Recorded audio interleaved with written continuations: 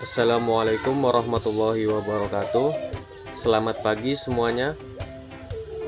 Perkenalkan, nama saya Reksi Hendrawan dari kelas 12 IPS 1 akan menjelaskan tentang pengertian teks sejarah.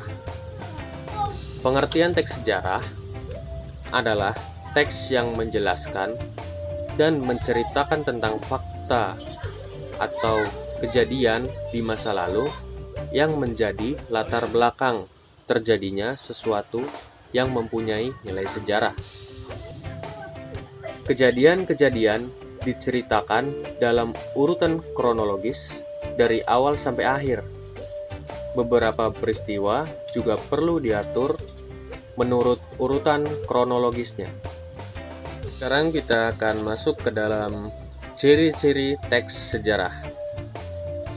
Ciri-ciri teks sejarah meliputi yang pertama, disajikan secara kronologis atau urutan peristiwa atau urutan kejadian.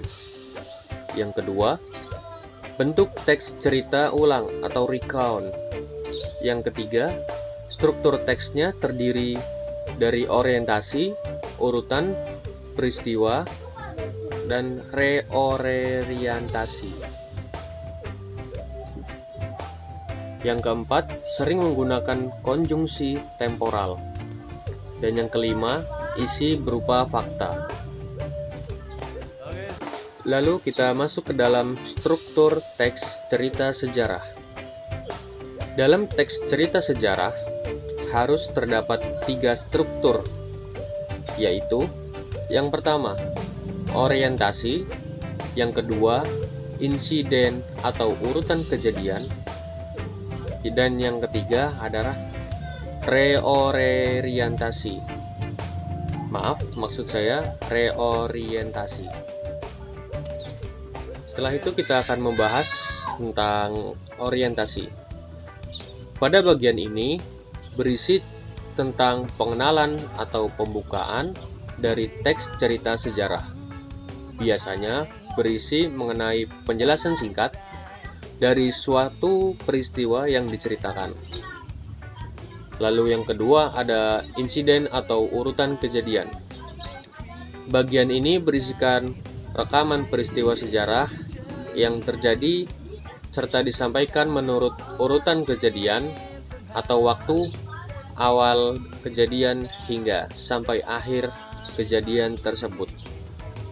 Oleh karena itu, bagian pokok dari teks cerita sejarah, bagian ini biasanya dituliskan secara rinci dan mendetail, sesuai dengan urutan sejarahnya. Yang ketiga adalah reorientasi. Reorientasi merupakan bagian akhir dari teks cerita sejarah. Biasanya bagian ini berisi mengenai komentar pribadi dari si penulis itu sendiri atau mengenai kejadian yang ditulisnya. Namun, ada juga beberapa teks cerita sejarah yang tidak menambahkan bagian penutup ini. Hal itu bisa saja diperbolehkan karena bagian ini hanya merupakan suatu opsi atau pilihan saja. Jadi, jika ingin ditambahkan tidak apa-apa, dan jika tidak ingin ditambahkan ya tidak apa-apa. Lalu kita lanjutkan ke jenis-jenis teks sejarah. Yang pertama adalah sejarah fiksi. Novel adalah suatu karya fiksi prosa yang ditulis secara naratif dalam bentuk cerita penulisnya yang disebut novelis. Yang kedua, cerpen.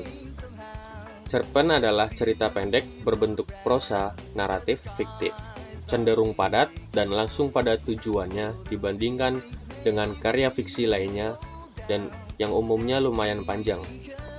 Yang berikutnya ada legenda. Legenda adalah cerita prosa rakyat yang dianggap oleh sebagian orang merupakan suatu kejadian yang benar-benar terjadi. Yang selanjutnya ada roman. Roman adalah jenis karya sastra berbentuk prosa yang melukiskan perbuatan pelakunya menurut watak dan jiwa masing-masing. Roman bisa juga disebut sebagai kisah percintaan.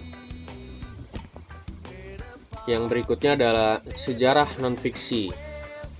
Biasanya contoh-contohnya itu ada biografi, autobiografi, cerita perjalanan, catatan sejarah, dan lain-lain.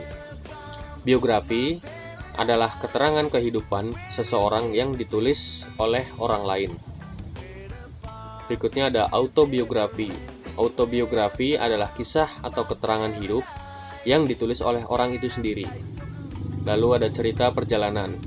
Cerita perjalanan adalah teks yang menceritakan tentang suatu perjalanan.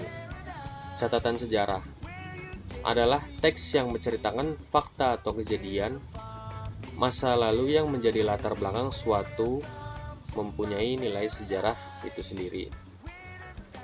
Itu merupakan catatan sejarah. Lalu yang terakhir saya akan membahas fungsi teks cerita sejarah.